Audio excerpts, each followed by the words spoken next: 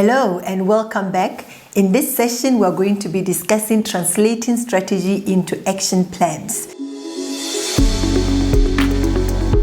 This is a critical point. Remember, we talked about how strategy would be looking beautiful in that document that we call the strategy document. So the responsibility to translate that beautiful document into actionable, executable plans is ours. So we own the responsibility and we don't leave it to everybody to figure it out and for everybody to sort of voluntarily pick up the strategy initiatives or the strategic projects as and when they get time. We have to be seen to be deliberate about picking up the strategy, taking out the objectives in there and translating them into action plans. Here we're talking about you bringing them down to your department or to your division. Maybe your division has several departments under it. How do you take that mother strategy or those overarching strategic goals and breaking them down into your own departmental ones or into your own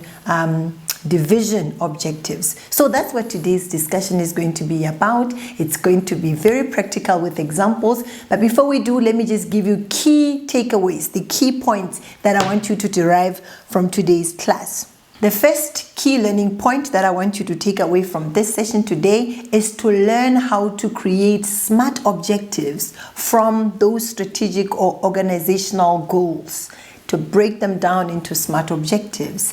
And the second thing that I want us to take out from today's session is now those very SMART objectives, how do we turn them into action plans, into action steps that somebody can follow? Smart as they are, they still need to be turned into action.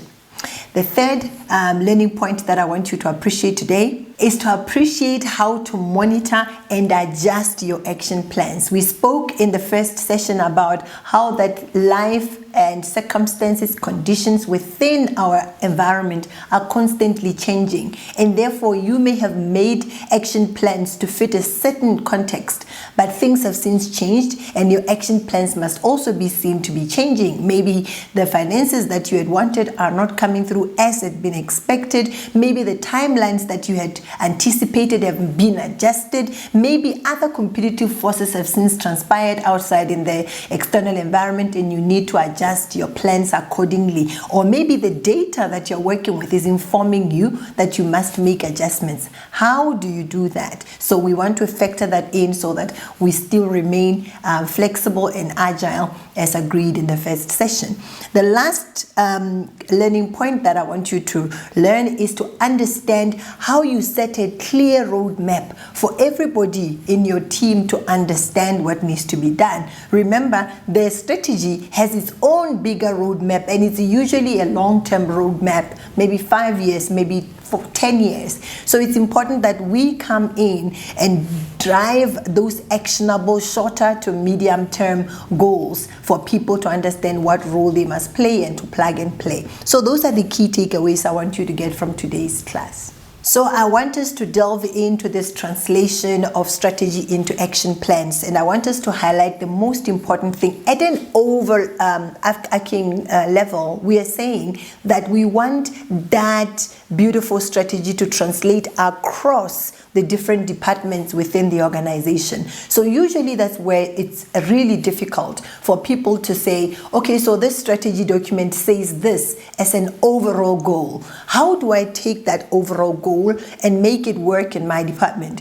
So usually some people even go to the extent of being challenged by certain either strategic levers or strategic focus areas that they feel don't directly relate to their department. So somebody will say, well, we have a strategic focus area that deals with infrastructure development, and I'm in the sales department.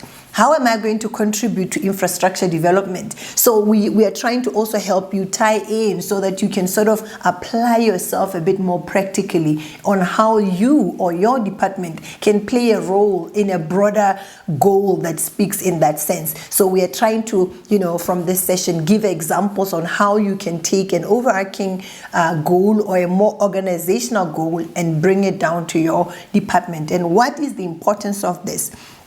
Well, it's important because one, you want to equip participants within your department, yourself, your team members, your colleagues, to say, how do we align? You want to equip them, you want to empower them to align with what the company says it is doing. So that alignment is important. Usually it's covered when we deal with issues of strategy cascading, where things are so clear that somebody can even have them included in their performance contract. So somebody needs to know that these steps or these actions that I'm taking in line with the strategy document or in line with the strategic goals are actually going to be measured as part of my performance KPIs, because usually we leave it out. The mistake that we make as managers is we leave out the strategic initiatives from somebody's performance contract, and then we just load up the performance contract with just the normal operational things that somebody deals with on a day-to-day, to the extent that now when we bring in some tasks that they must implement that align with the strategy, it then is seen as extra work or something that somebody never actually, wanted to be part of or was never agreed that they were going to be part of. So it's important that we do this systematically and intentionally so that we can then include that in somebody's performance contract. I hope that is making sense. So that alignment has to be very, very formal and systematic, part of the performance management system of the company. The other objective and why we would do this is so that it becomes easy for people to implement. When the goal has been broken down into SMART objectives, we can discuss SMART in a little bit or in a minute. They are very SMART, they are very specific, they are very measurable. It makes it easier for somebody to pick out, oh, these are the things that I could do. And if you're to discuss and agree that as a team, what those actionable steps are, even better. So the idea here is, when you translate strategy like that, you make it easy for people to actually step on and implement. If it is vague and it's saying, we want to grow the company, and the objective is just growth in that sense, it doesn't make sense for somebody. It doesn't mean anything that can be actioned to somebody who's in the team who's trying to be part of the strategy, because it's not saying specifically what it is that the company is trying to do, which areas they're supposed to work in, especially now when you bring into their unique department to say, okay, so I've heard that the company is trying to grow, so what should I do if I'm in the HR department? Does it mean we hire more people? Does it mean we, fight for people's bonuses? What is it that we must do? So those goals need to be broken down. And when they are broken down and you put action plans, it's easy for people to get on the business of implementing that strategy. And the other thing is that it makes accountability very, very easy, because now you have told somebody what is expected of them, or speak about even issues of resource allocation. Then somebody actually now knows what they are going to be held accountable for. So remember, if this is done early on, it's possible for you to have it in their performance contract. It's possible for you to even have it in the budget, which we'll discuss in a second. So when this is budgeted for and it's included in one's performance contract, it's not seen as strategy in a document somewhere in a beautiful place, secret place somewhere. It's actually now here in actionable tasks that somebody can deliver on and know that they'll be measured on. So accountability therefore can be expected, and it can be exercised across all departments and usually across even levels. So let me just give you an example. The company could say, we want to expand our market share by 20% next year. Yeah, so it's clear that it's market share. That's the what that we're trying to expand, is the 20%. That is the percentage, and then we're saying next year. So it is a strategic level. That is a good enough goal, strategic goal for the company. So it has spoken to you about what needs to be done. Now, because it's an overarching goal at a strategic level, it is going to affect various departments within the company. It's not going to be achieved merely by one department. So it could be the marketing department, it could also include the sales department, whereas in some companies, those are treated as one department. They are actually two different functions, which is a story we can get to in a different day. And then maybe it can also affect a product development or production department. So these are three different departments which, for example, could be affected by this expanding the market share by the company. So we're going to now be giving those examples to say, how can you take that overarching expand market share by 20% by next year into how these different departments could then interpret this goal and break it down until each person in the team actually knows, this is what I'm going to do when I wake up tomorrow to contribute towards that expansion of the market share by 20%. So I'm going to assume that by taking this course, the organization that you work for has already defined those strategic goals. Like I said, this is not about strategy formulation. Here we're assuming that we have already formulated our strategy, and now we are going on to implementing that strategy. So I'm going to delve straight into defining clear objectives. Remember, you are probably a manager who is working in a particular department, and you are aware of the strategy that has been cascaded to you. So your job now with your team is to break down that the bigger vision and those bigger goals into unique objectives that I'm saying unique because they will be unique to your department, or you're a director of marketing, or you're a director of HR. It's important for you to know that bigger goal, strategic goal that was put before you. How do you make it unique to your department? What objective can you set that is clear to your department, and your people will understand and be able to action? In other words, at the end of the day, you know you have contributed to that bigger goal, and your people know what needed to be done, and they got on with doing it. So if you don't do it, your people will see that strategic goal as it is being cascaded to them, and they will love it. They will definitely relate with the picture of what the end could look like. But if it's not broken down in the way that I'm suggesting we should, and contextualized to their department and what they do every day, then it's not going to be actioned. It's going to remain on the strategy document. So let's try to work, maybe define for ourselves what we mean by clear objectives. We're going to go with the SMART rule because I've not seen anything that beats SMART. So SMART is to say, is it specific enough? It's not vague and general. We are going to grow the organization. It has to be specific what it is that we're growing, by how much and where. So is it specific? Is it measurable? Can I put a finger on it and say the quantity that we're talking about is this, so people can know when it's actually achieved? Because if it's not measurable, it's flowing, then people won't know. If you just say we're going to increase this thing, we're increasing our revenues next year, yeah, that is not measurable. What will I say? What will I see to say that we have increased and therefore we have met what was expected? If somebody increases the revenue next year by $1, is that okay? Well, they should say it is, because then it wasn't clear. So it has to be measurable. We're increasing sales next year by how much? That is supposed to be a measurable figure that makes it easy for people to know what they're working towards.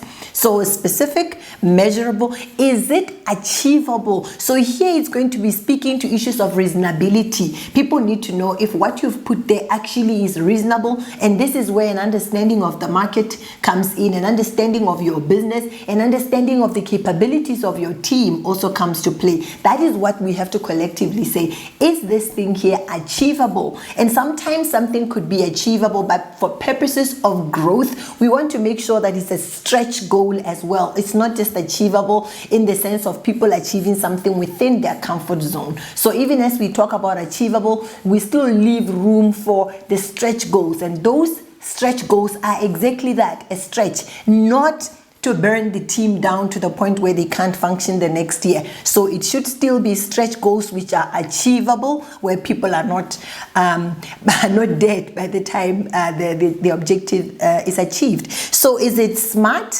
Is it specific? Is it measurable? Is it achievable? And is it relevant? If we're going to put something in our objective that's not going to work in this day and time, People won't find it relevant. Our clients won't find it relevant. If you're serving internal clients as an HR department, if your people are not going to find it relevant, should we still have it in there?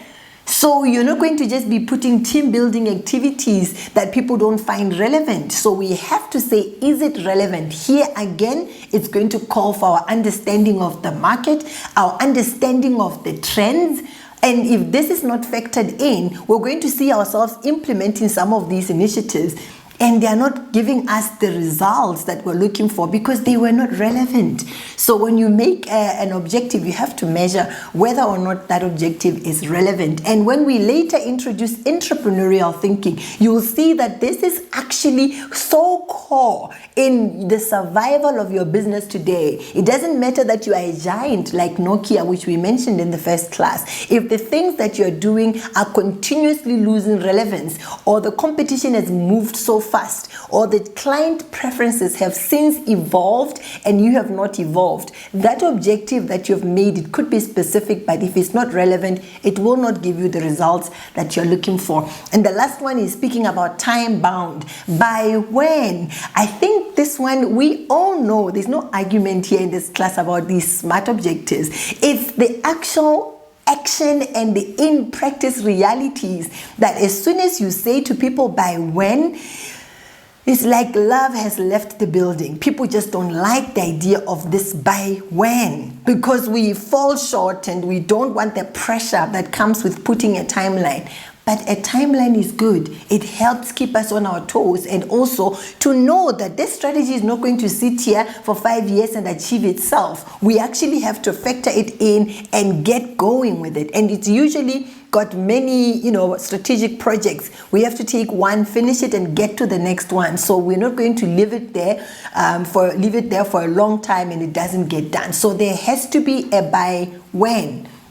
And we spoke about reasonability and achievability. Even that by when, we can discuss as a team to say, do we think this timeline is achievable? Is it reasonable? So those are the things that we must talk about. And in reality, we must do if we're going to be executing the strategy. So let's go back to that example that we gave earlier about the organization wanting to expand its market share by 20%. So we gave an example that there could be two departments, one marketing department and then maybe the sales department or even the production department. So for marketing, they could say, okay, so we have this expand the market share by 20%. For us, what are we going to do? Well, we can increase.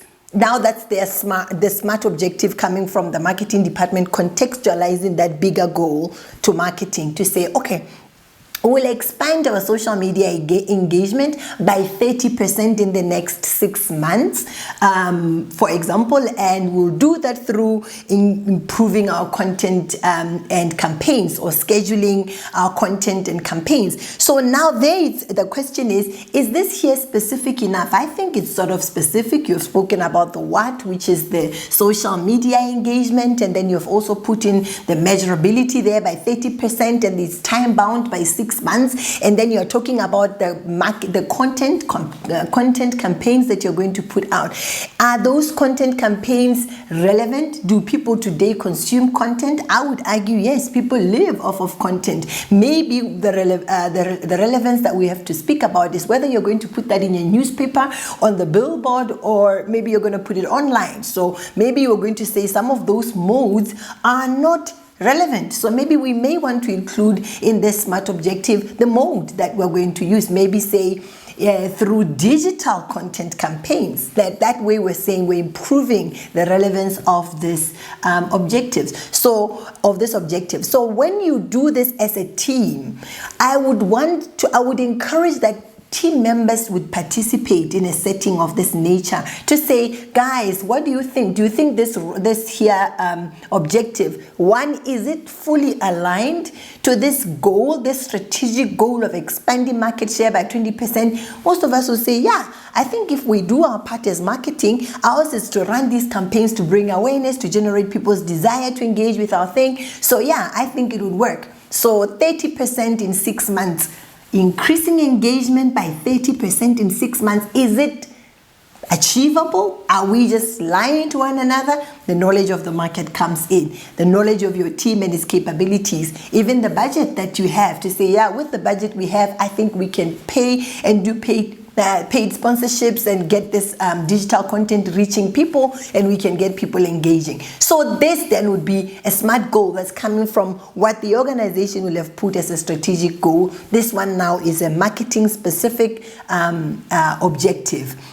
So now we can now say, what about the sales department? We did say that marketing and sales have nuanced differences. There are two different functions. So the sales department will also say, okay, so we are also taking this very smart, specific strategic goal of expanding the market share by 20%, and we'll say we are going to try to increase our sales conversion rate, say by 10%, and they also have to put a timeline, maybe say by next quarter we'll have improved our sales conversion rate by 10%. And we're going to do this maybe by enhancing our sales training or maybe refining our sales processes. However, they're going to say that and trying to be specific about how they're going to try to go about it. Now, there's just a generic specificity here about how you're going to get it, because it's an initiative. It's this project or that project. So here you can throw in to say, we're going to enhance our training, or we're going to enhance our sales processes in order for us to see that sales conversion rate grow by 10% in the next quarter, which is just 3 months. Even in that instance, the sales team can then look at that objective in their department and say, guys, one, is it aligned to this company and the strategic goal saying it's going to be expanding market share by 20%? If we are out here doing a sales conversion rate increase of 10% from where we are, is it going to contribute to that expected market share increase by 20%? So it's going to also be important to know the strategic goal saying increase market share by 20% in a year, or is it in 5 years? Then we can say, no, I think we are aligned for a sales conversion rate to increase by 10%. By next quarter, it means then we have 4 quarters. We can then work with the 4 quarters, or we have 3 remaining quarters. We can see how we increase by maybe 10 each. But for now, this seems like it's specific enough. It's measurable. Do we think it's achievable based on our experience, our capabilities, etc.? We think it's achievable, but is it relevant? Today, if you say you're going to enhance the sales training, is it going to work? Do we think it's relevant? Is that relevant to what we do, to enhance what we do? If you're talking about improving your sales processes, is that a relevant approach that can work today? So maybe yes, oh yeah, then let's go. So it's time bound, we're talking about next quarter. So that's what we're going to be doing. You can take this and make it a team project to say, guys, here is the strategic goal that the company has set for itself. Let us have fun in translating this into our own departmental smart objective, how we're going to go about it. So that's how you take the bigger mother goal or strategic goal, and then you break it down into your own contextualized department. And so each department can be doing the same thing. Even the production department will also say, then we need to increase our production by say 2% in this however long time, and this is what we're going to do to achieve that. So that's now you defining clear objectives so that people don't just see the company and its strategic goal over there and they don't know how it relates to them in their own language. Marketing would say social media engagement. They know that. That's their language. The sales department talks in conversion rates. So when they are in their world and they're talking about conversion rates, they know what they're discussing. So it's important for every one of us as managers, as directors, to go and break it down for our individual departments and divisions so that it makes sense for our people to be able to action. So that is the starting point. We've defined our SMART objectives. So we have defined our SMART objectives, which are contextualized and unique to our unique department. Now we want to develop action steps. Now, you see, we did say SMART objectives are not necessarily action steps. They've just made it very crystal for us to know, oh, this is what we're supposed to do. You know, these are the numbers that we're supposed to achieve, and this is by when it's expected to be achieved. But it still doesn't say specifics, who's doing what. When we wake up tomorrow, who's doing what? So that is where we're saying develop action steps. The first one is to break down those goals into specific tasks. The specific task is defining for each department, each person, who is going to be doing what exactly. So let's start with the specific task.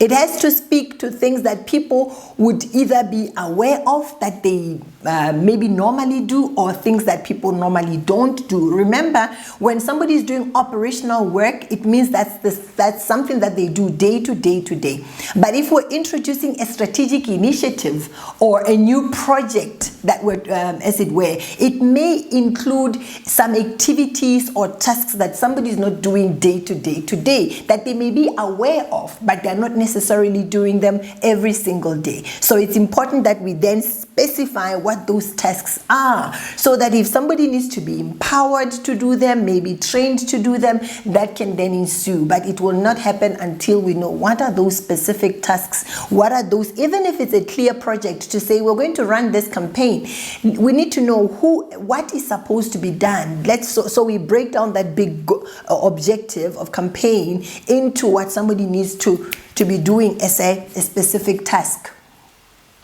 in order for us to achieve that objective. So that is what we're looking at. The next one is to assign responsibilities. It needs to be clear who's doing what. And this is where I was saying it needs to go into somebody's performance contract. It needs to be part of their key performance areas, so that every employee knows, every team member knows that this is something that's going to be measured. It's not left as a by the way. And having done consultancy and worked in strategy before, I know that when it comes to execution, people see strategy execution as a by the way, so it's either done much later when there's pressure from the executive office. Maybe we want to go present to the board that we've done something, and then it becomes everybody's under pressure to take on this extra project that is seen as a by the way, that's not in their performance contracts. And some managers even go to the extent of punishing people for leaving their operational day-to-day tasks to go and attend to strategic projects that needed to be done,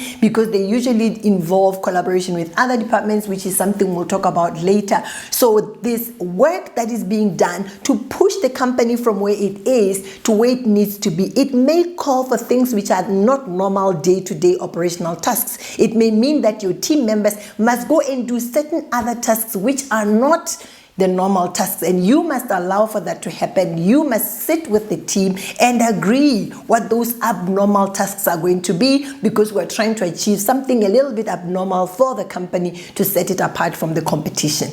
So that should make sense today, and it must be factored in. It's not something that we must sit and fight over much later. Even if the contracts have already been signed, it's important that in the next performance review, we discuss this. If possible, you can drop some of the normal operational things that somebody had to be doing, and you put some of those engagements which are part of the strategic initiatives or the specific tasks that have to be feeding to the strategic goal. So this, I thought I should pause and really emphasize, because it's not just the rest of the staff who are here not taking on these roles, but it's also management being unable to see that this actually is the thing that secures our future as a company. Today we're able to pay bills, we're able to pay bonuses and what have you, but will we be able to do that tomorrow? And for that to happen, you must sit with your team and include some of these other specific tasks which are not normal operational ones, which could form part of the operational day-to-day work, but you know that they're feeding towards a strategic goal. So here you are assigning responsibilities to say who's going to be doing what. And usually these can be done also as projects. So the organization or the strategy office or the executives can say that we're constituting a project team that's going to be doing 1, 2, 3. Even that project team is going to need input from people from your team. So as soon as somebody is called on to be part of a committee, or somebody is being called on to be part of some execution of that project, include that in their performance contract, so that you don't then get angry about, oh, you didn't do this, you're supposed to do that, now you were off with that project team of yours. No, It's part of building this organization to secure its future, to secure our competitive advantage, to dominate the market. So we have to allow our team members to participate in collaborative work and include that in our key performance contracts. And even when it's time for you to do a review, you have to call the project committee chair to say, may I have a review in one page of how my colleague or my team member has been performing in that project, so I can use your review as I review my colleague during performance review, seeing as this is part of their contract, what they do over there. That is very important. If this has not been discussed in your organization, make sure when you go back, you talk about this kind of collaborative work, to know that assigning a responsibility with a task that is coming from a strategic initiative has to be included in the key performance contract, key performance areas of each individual involved before you submit the same to HR. The next one is set a deadline. We spoke about that. There has to be a clear timeline. We cannot say we're going to do this forever, into infinity. It has to be clear by when. And we spoke about let the timelines also be reasonable. Even at an objective level, the objective could say we want to do this by next quarter. But it doesn't mean that when you are now setting a specific task for action steps, you're going to say by next quarter. They have to be done today as a lead measure, which we'll talk about in a minute, as a lead measure to make sure that by the time next quarter comes, we actually are reporting something. So next quarter is usually 3 months. So when you put your specific timelines for these specific tasks, it has to be, what are you doing this week? Or what are you doing today, tomorrow? What are you doing in 2 weeks? How often are we going to be looking at this? So we set timelines which are feeding towards the timeline that we put in our specific objective, in our SMART objective. So the SMART objective spoke about we're doing this next quarter. SMART objective said in the next 6 months. But when it comes to task, it has to be even sooner. It has to have timelines which are even sooner than that, because those are the lead measures that take us to that 6 months. 6 months will be a lag. Everything will be, water will be under the bridge. So we don't want to get to 6 months and say, whoa, what happened here? The next one is resource allocation. Here, as a manager, you have to make sure, to your best ability, that you defend whatever it is that you're going to be doing for the strategic objective to be met, or that objective that you have contextualized in your department to be met. My argument in including entrepreneurial thinking or entrepreneurial thinking and intrapreneurial thinking for you is so you can know how to be resourceful. We don't want managers who sit and complain the whole year about how there were no resources for this and there were no resources for that. I understand that it takes money to run projects, but not all projects require money. Some managers don't know how to be resourceful, how to take the little thing they have to stretch it and make it happen for the organization. It's like even that is like an insult to some people in management, and some directors also don't like the idea of taking something small resources, a small team, that's human resources, limited human resources, a small budget, small timelines. They don't know how to take that and stretch it and produce something great out of it. You always want to be given more people, more money, more time. That is not resourceful. And when we get to talking about resourcefulness in the advanced stage of this course, then you'll see why, as a director, you need to be able to do better in resource allocation and resource usage. Here, I just wanted to make it clear that you want to include this in your budget, your OPEX budget or your CAPEX budget, depending on which project it is. Is it an operational project? Is it a capital project that requires capital expenditure? Or some companies even have a strategy budget. Look at all these strategy projects and say, because we have these strategic initiatives, how much will each one cost, so we can know how much in a year we're going to need to fund these projects. So it could be coming from the Stratex and it's going to be the one that's used for these people. So please allocate enough resources and time. Remember, I spoke about time. If you need to release your team member for 2 hours to go and participate in a strategic project committee or whatever you, let that be planned and allocated accordingly. So those are the things that help us in actioning those objectives. Right, so let me just give examples. Let's build on that example that we have already started, maybe talking about what the marketing department will want to do.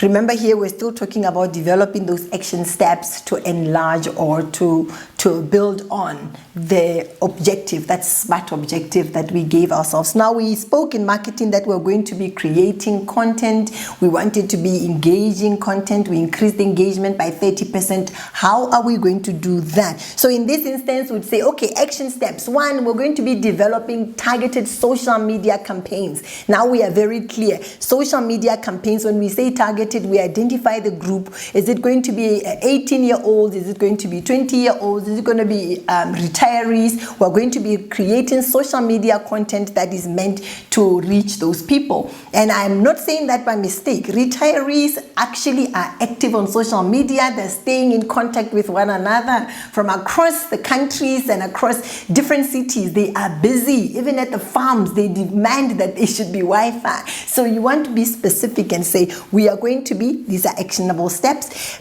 creating content, social media content for this targeted group, and we're going to be doing that by end of month 1. We'll have already developed social media content. So you see now it's actionable. You're also saying month 1. Remember there in the SMART objective we said would increase the social media content by 30% by month 6. So here you're bringing it down to month 1 because we're trying to do this as a lag measure, as a lag intention, as a lead measure, a lead intention, to lead up to that leg. 6 months later, we'll be calling that a leg measure, water under the bridge. So when it comes to actionable steps, we break it down even more. So you'll find that at the strategic goal level, they said by next year, expand market share by 20% by next year or in a year. So when it comes to the departmental objective, we said 6 months. Increase social media content engagement by 30% in 6 months.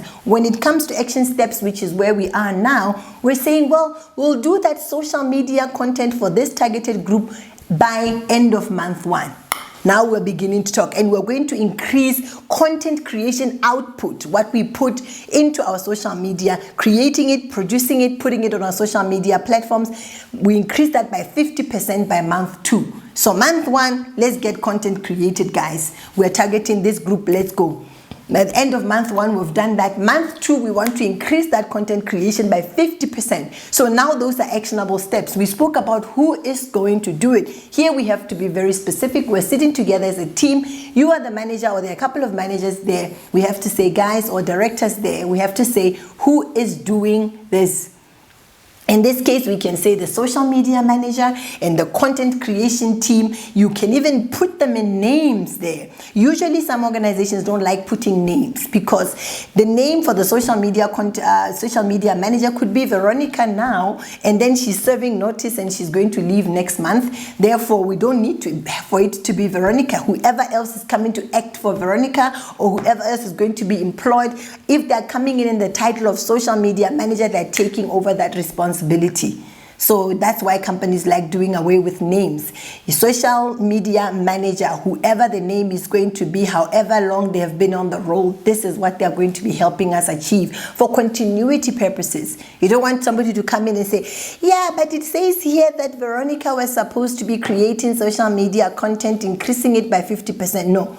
It's the social media manager. You are now acting social media manager, do it. Or you've just been employed as social media manager, now you do it. So we want this train to keep moving. Choo-choo! We want to achieve our strategic goal. And therefore, our SMART objective must be fed into by these actionable steps. So now you've put in the responsibility, and you can put a deadline. You can say these are going to be done on monthly milestones. So we said this month we're creating social media content for this targeted group. Month 2, we're increasing it by 50%. So we're going to be measuring these monthly milestones. The objective, the SMART objective said, increase social media engagement by 30% by month 6. So if it's monthly milestones, it means by month 6 we'll have already seen how we are performing. And then maybe the sales department, because we gave it as well, they put in their sales conversion rate there, increasing it by 10%, we said, etc. So because they said by quarter, by the next quarter, they will have increased their sales conversion rate by 10%. The pressure is a little bit higher for the sales department. I'm laughing because the pressure is always high for the sales department. So here they can say, okay, so we are going to be perhaps creating advanced or conducting advanced training sessions, maybe on a bi-weekly basis, so that every 2 weeks we are doing advanced training to equip our guys, to motivate them, refresh their skills, etc., and get them going. And so maybe also going to revise maybe our sales materials, our sales content by end of month 1. We need to make sure that whatever it is that we say in our sales is different, and that's going to be done by month 1. So bi-weekly advanced training. End of month 1, we'll have, enhanced our sales materials. Okay, so there it's clear the actionable steps. Who's doing the training? We need to be clear. Maybe the sales manager is going to be doing the training, and then maybe the sales manager is going to be conducting, the training coordinator is the one who's going to be conducting the training. Maybe the sales manager will work on the sales material. But at the end of it, it has to be clear. If training is happening every bi-weekly or every 2 weeks, it means the coordinator must be aware. Then they must play their role. The sales manager, we want fresh material every month. Let's get there by end of month 1. So we have to also set a deadline here. We're saying we said we're going to do a monthly thing. So we said by the first quarter. So maybe it has to be a bit more frequent, maybe weekly and monthly reviews. So we don't want to let it slide, because then we're going to lose sight of those steps as we go ahead. So you see, when it comes to developing action steps, we need to see commitment. And commitment is not words that I say, I'm committed.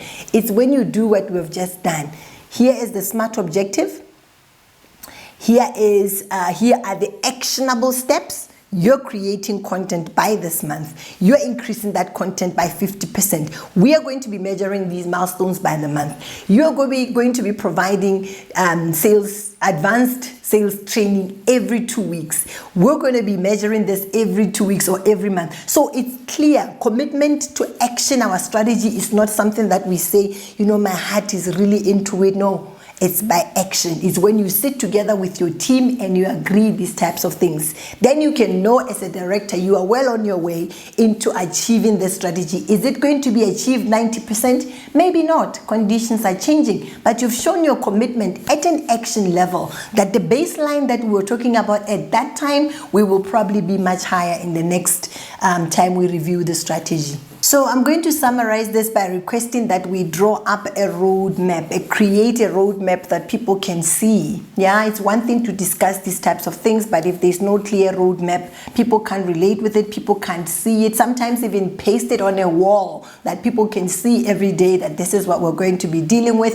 In that book that we spoke about in the previous session, the 4 disciplines of execution, that book is talking about, in that book, the authors spoke about a scorecard or a dashboard that you just put there, and you put your performance, your timelines, and what you have achieved. So that is important. Create a visual timeline. Put a Gantt chart there that people can see, and then people can visualize these tasks and say, oh, this one is going to start here and end there. We make it a colorful Gantt chart, and this one is coming from here to there. Make it a colorful Gantt chart, and maybe add to it that scorecard or that dashboard where people can see as things are moving. When they post that content, they can put it up on the dashboard and say, we've actually done that. When you review your sales material, you can put it on the dashboard and see that it's done. So as people are passing by or opening their screens, you could be there on their screen. The first thing you see is the Gantt chart and the dashboard. Oh, the Gantt chart says this, the dashboard says we are going. So that is something that can make it fun for the team. You can work with your IT department to say, how can my team keep uploading so we can see as we open our screens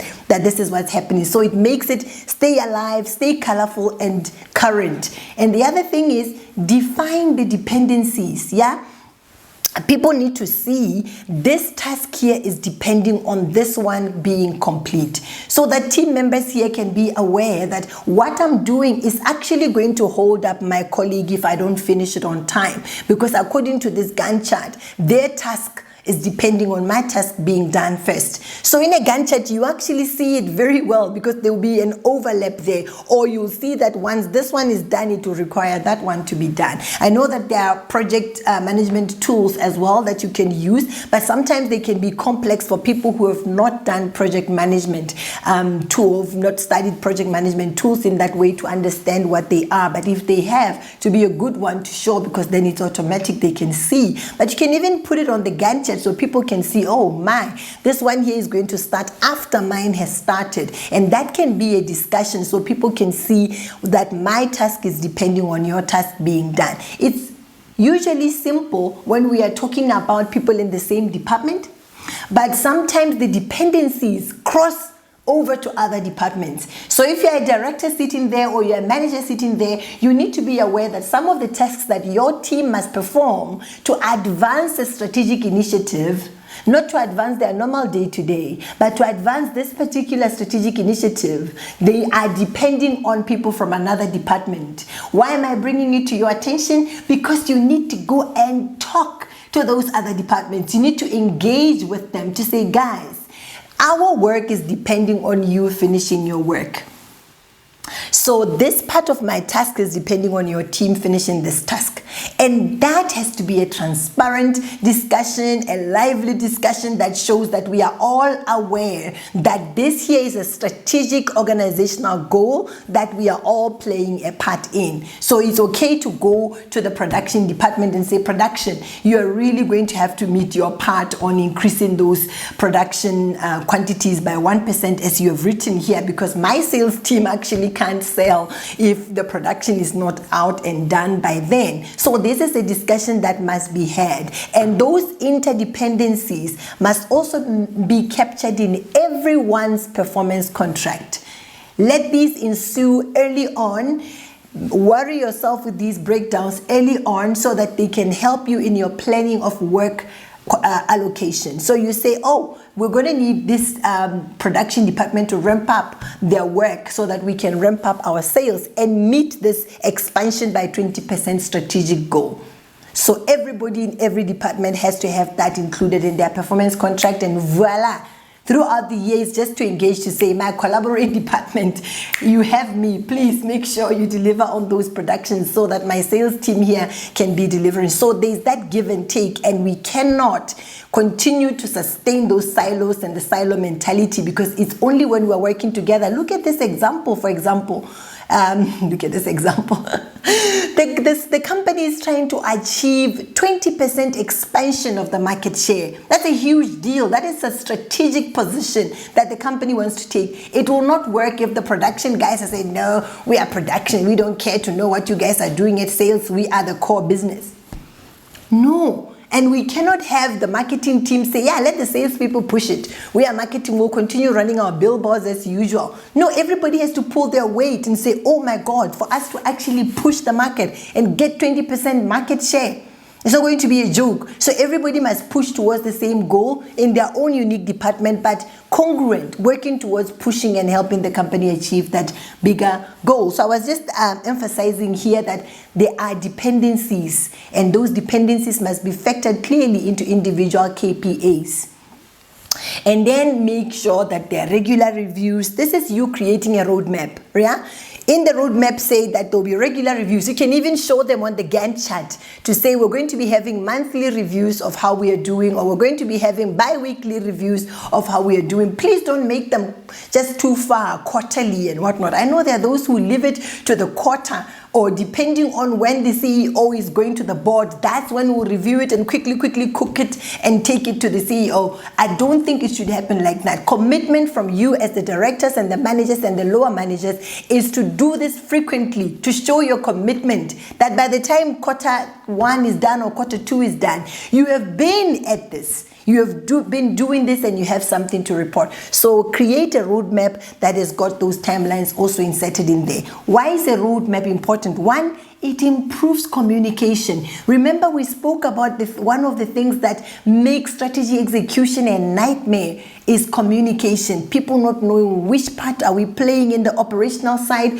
where are these initiatives coming in, by when, by who, how, what, and it's usually not clear. So now that you have made a clear objective, you have broken it down into actionable steps and by who, by when, that improves the communication. And then you said, guys, we're going to be meeting every month to review this. That is improved communication. It also clarifies the expectation. People now know, oh, okay, every month we're going to be expected to be reporting on the strategic initiative. Oh, okay, that expectation is now clear. People don't feel ambushed because there's a document that must go to the board, and then suddenly people feel like, hey, you are ambushing us. You see, so the dashboard or the roadmap there is providing clarity of what is going to be expected. I also feel like it clears these conflicting tasks.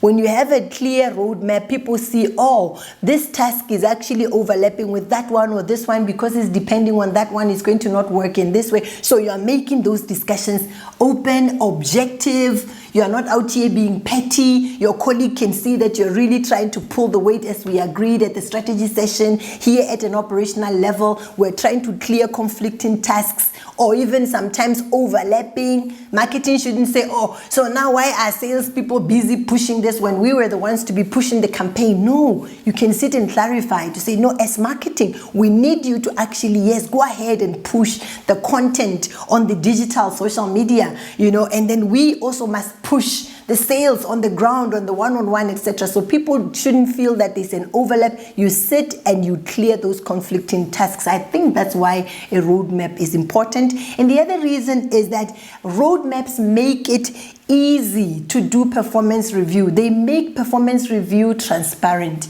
People know exactly what is expected. It is being put in their performance contract. When I come sit for performance review, my leader knows that I'm doing this on my day-to-day, and I'm also carrying this, which is a strategic initiative task. I'm contributing to the bigger strategy even as I'm doing my day-to-day. Nobody feels like I'm ditching here, I'm going there. Even if I'm contributing to a project team, my leader knows, my manager knows that I actually have to go every Friday at 2 o'clock to join the project team, or 2 or 3 times a week I'm with the project team. The project manager has brought my performance to my manager, and as I'm being reviewed with my manager here, my manager knows, or my director knows, what I've been doing at the project. The detail is there. So this makes performance reviews transparent. People are active in their day-to-day, and then people are also active in pulling the weight on those specific tasks that contribute to the strategy. This takes just organization in the way we've done it here. You sit with your team, you make it a mini workshop, and voila. Right, now in closing, I want us to talk about monitoring those action plans that we spoke about and adjusting them accordingly should need be. Remember, we spoke about things change, the world is changing, constantly changing, the needs of our customers are constantly changing, the playing field and the competitive pressures are constantly changing, even internally. Some of the weaknesses that we had may have evolved, maybe we didn't have money at the beginning of the year, now we have money as a company, so that weakness has now turned into a strength. We have cash flow that can help us go, so we can adjust our plans accordingly. So the idea is to monitor your action plans and adjust accordingly. So the first thing that we can do is to make sure we have clear key performance indicators. I know that we normally have strategic performance indicators that we know when it's time to report either our scorecard or on a half a year or quarterly basis, we report on those KPIs. But it's important that we must have KPIs, indicators of performance in our own departments. What's going to show us that we are actually doing enough to feed the mother strategy or to feed that strategic goal. So let's establish those KPIs, and let's be sure that they are lead measures. They are not lag measures where you just sit and then you measure at the end when the thing is already done and now it's too late.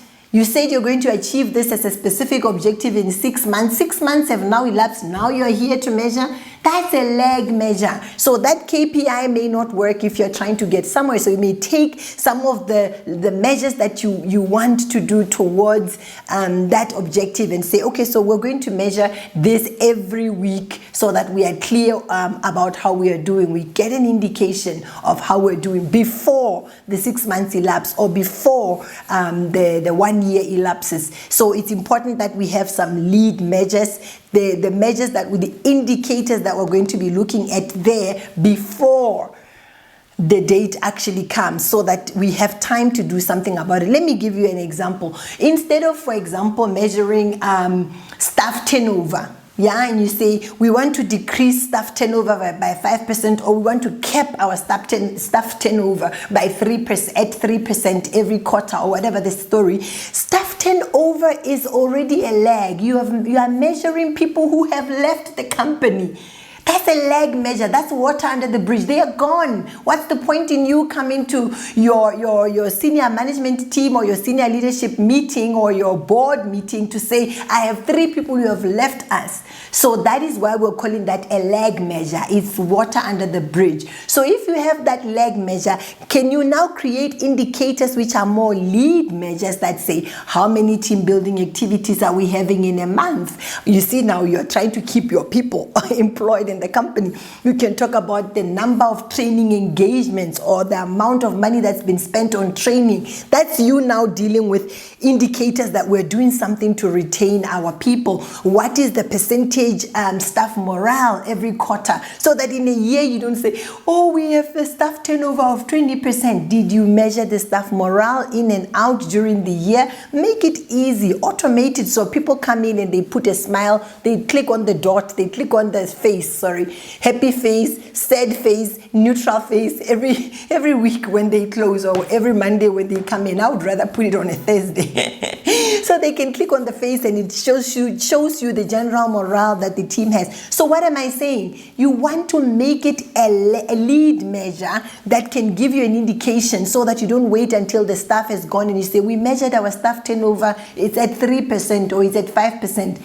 That's a lag measure. That's water under the bridge. Those people are already gone. I hope this helps, so you can see there are things that we must do today and measure a lot more.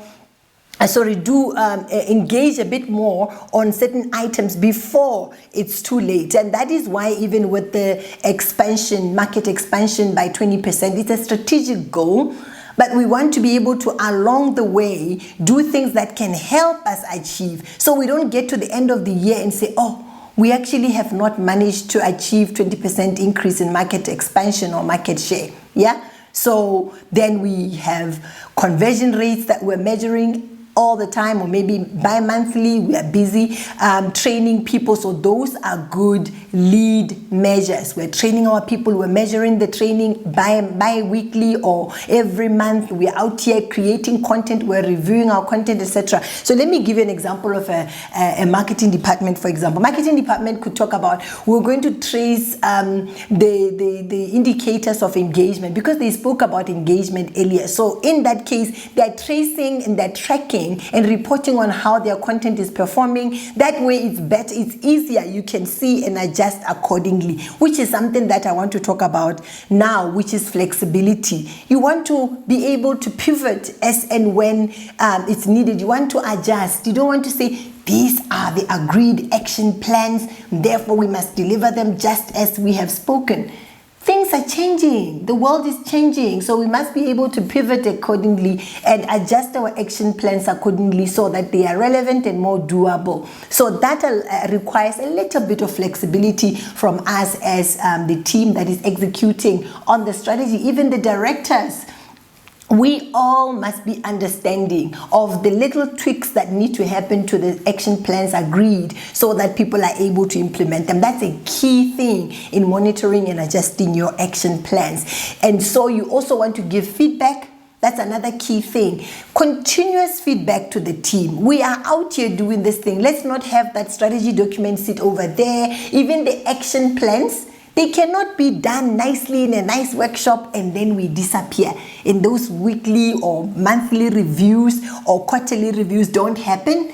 That will be a travesty. So let's give feedback to one another. The team can be telling each other, no, I think here you could have assisted me more, or this one here, I think I needed a bit more time, or this one here, I think we're doing well. In fact, we could do a little bit more, and this is what we expect from you as our manager, or this is what we expect from you as the director. Even the directors can give feedback to the CEO and say, CEO, if you could kindly do this, because it looks like in the execution part of what we're doing, we need this kind of authorization. You understand? So it helps. Even at project level, we could have those committees, the project committee and the executive committee that constantly is making decisions to support the team as it gives feedback. So I'm encouraging communication and feedback so that people can know whether we're coming or going. And if you don't do it, don't kill yourself. Don't discourage. Don't be too discouraged when you're not able to pick up the pace the way you thought you would.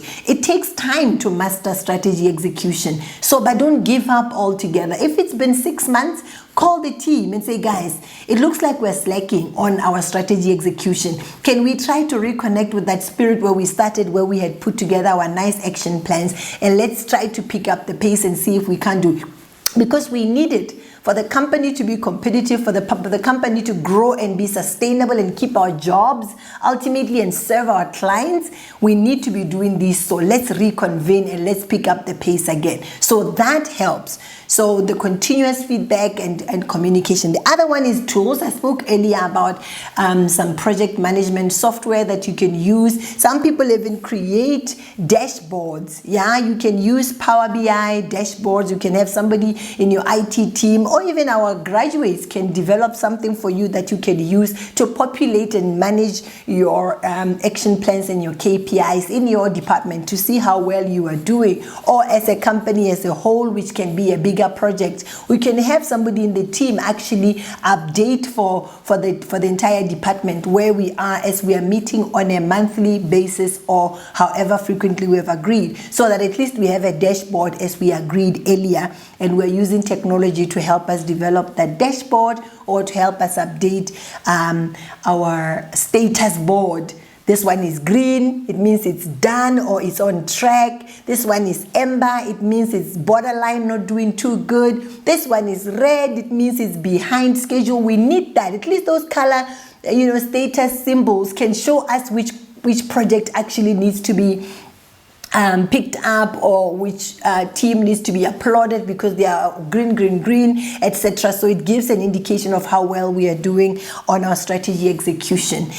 So back to that example that I gave about marketing, I just want to emphasize the point about adjusting your plans. So they say they were going to do social media content. So we spoke about how they can track that social media engagement to see whether or not people are engaging with the social media. So they could use indicators like the click-through rate to say, okay, so are people actually clicking on the link? As a content creator, say, if you're interested, click on this link. It's taking you either to some application form or to our website or whatever the story. So then how many people actually, after seeing our content, are clicking to go there? So that click-through rate will show you whether or not people are engaging with the content. You see, now that's a lead measure. You don't wait for later to say, oh, remember we said we want to increase content engagement by 30% in 6 months. Well, it hasn't happened. So you want to make sure your KPI is a lead measure. You can constantly see click-through rates to say that, I don't think we'll have improved engagement or increased it by 30% in 6 months. So that's a lead measure. And at that stage, it allows for an adjustment in that action plan. The engagement is low, therefore maybe we can modify our content strategy. There we are. So now it means we're showing flexibility, we're giving each other feedback, we're using the data set that's been presented to us to make things better. So you can use social media tools as well there, social media analytics tools to say, are you on track? So that is what I wanted to emphasize, that even as we're taking action, we need to inform ourselves, use some KPIs, indicators, especially the lead indicators, to say at that leg moment, at the end, what we've set for ourselves in our very specific objectives, will it be achieved? So I hope this session has allowed you to see how you take a strategic goal and you break it down into measurable objectives which are contextualized to your department, and how you take those ones which you have agreed at department level and you put them into specific actions and who's doing what. Easy. Therefore, people can then be abuzz with strategy execution and they know where it falls. It's also part of their performance review. They know that, oh, it's in my KPAs, and so we are on the same page with my manager or we're on the same page with my director, all the way to CEO, knowing that you are doing your job in executing the strategy and you can be reporting on it at your executive team meetings and showing that you're on track with the strategy that you agreed, as opposed to just saying, we had a beautiful strategy session, we are back, it's approved by the board, and it's somewhere in some password controlled place where nobody's talking about what actions are we taking to implement that strategy, what are we doing to contextualize that strategy to our individual divisions and departments in ways that we can report on those indicators as strategy is being carried out. It's also a call to senior leadership team members who are here watching that you want to make sure that your reporting is on strategic initiatives. Your reporting is on indicators of strategic performance